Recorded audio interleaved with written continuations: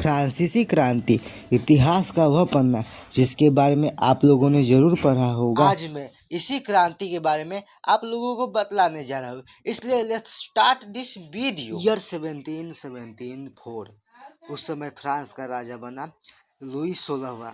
सारी जनता को लगा कि अब हमारे अच्छे दिन आ गए, लेकिन हुआ इसका ठीक उल्टा। समय के साथ साथ पूरे फ्रांस की आर्थिक स्थिति और खराब होती चली गई।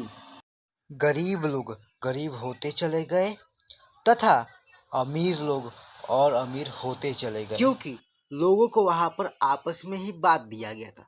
वहां पर प्राथमिक स्थिति, द्वितीयक स्थिति और तृतीयक स्थिति, यह 3 वर्गों में सारे के सारे लोगों को बांट दिया गया था।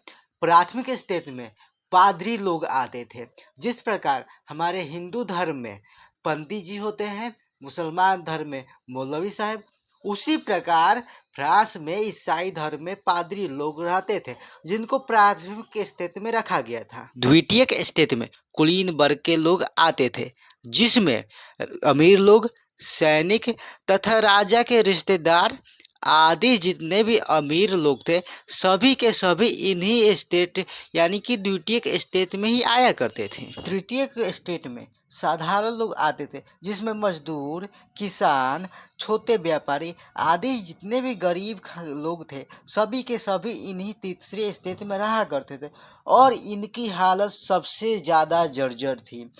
राजा भी इन्हीं गरीब लोगों से टैक्स लेता था, जिसके कारण इनकी स्थिति और खराब होते चल गई। इवन पादरी लोग भी इनसे टैक्स लिया करते थे। समय के साथ ही फ्रांस की अर्थव्यवस्था लगातार गिरने लगी थी और वहाँ के किसान लोग, गरीब लोग, साधारण वर्ग के लोग और गरीब होने लगे थे, जिसके फलस्वरूप वे लोग सड़कों पर उतर गए और धरना देने लगे। तभी उस समय एक अफवाह भी फैल गई कि लुई 16वां की पत्नी मैरी एंटोनेट घूमने आई थी। तभी उनसे फ्रांस की जनता ने कहा, ब्रेड चाहिए हमको, ब्रेड खाने के लिए नहीं है। तो फिर मैरी एंटोनेट ने कहा, ब्रेड नहीं है तो केक खा लो।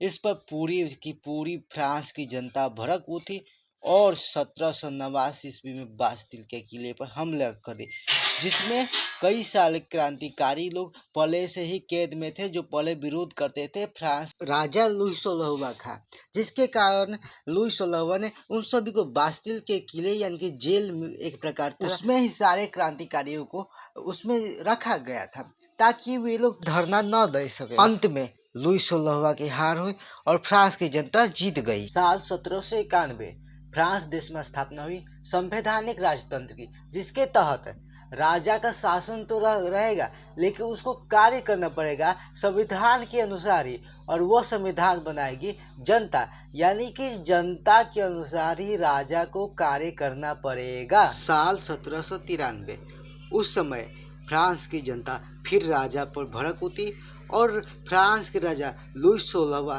और उनकी रानी मैरी एंटोनेट को फांसी की सजा पर सुना दिया, यानी कि फांसी पर चढ़ाकर उन दोनों को लटका दिया और वहीं पर उन दोनों की मृत्यु हो गई।